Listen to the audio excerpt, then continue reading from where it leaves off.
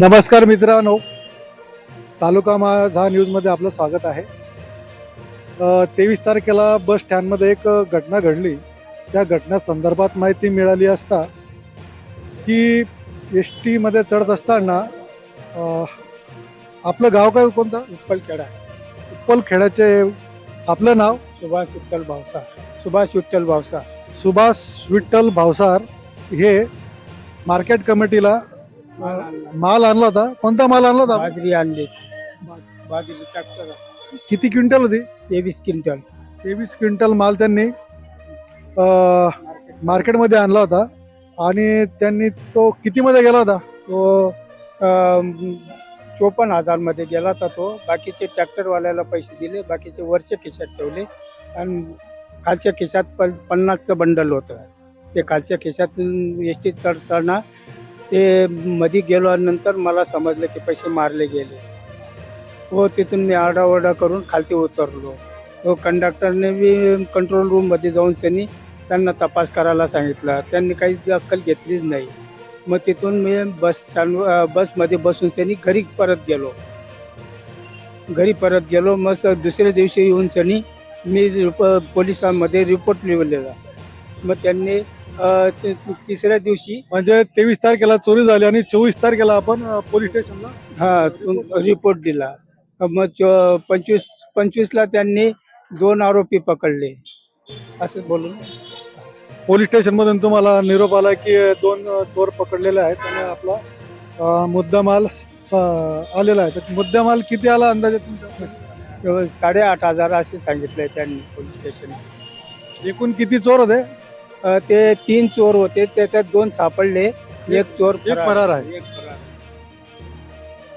बघितलं मित्रांनो, पोलीस स्टेशनची कामगिरी अशी आहे की 23ला चोरी झाली, 24ला नोंदली आणि तुम्हाला 25 तारखेला लगेच गुन्हा त्यांनी चोराला पकडलं. त्यापैकी 2 सापडले आणि मुद्देमाल 8,000 ते 8,500 पर्यंत त्यांना मिळाला आणि एक चोर फरार आहे.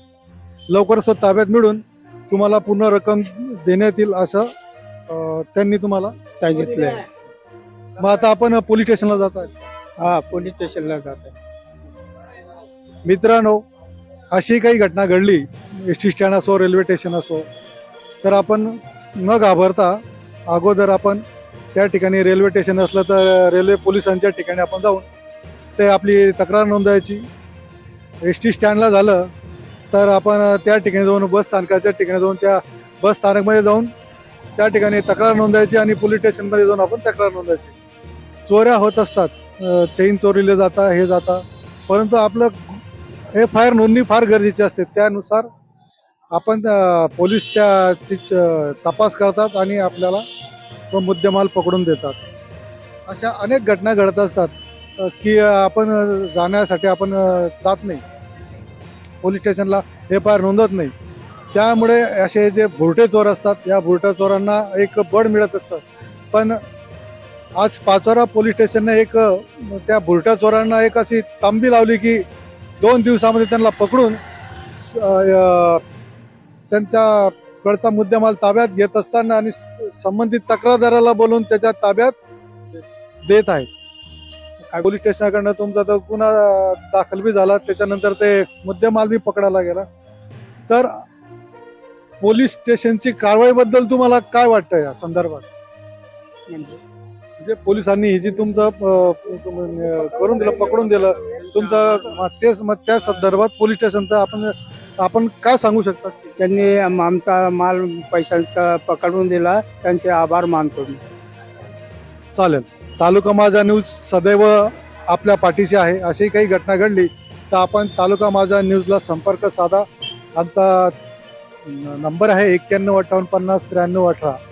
टेन्शन घ्यायचं नाही. तालुका माझा न्यूज आपल्या सर्वांच्या पाठीशी आहे.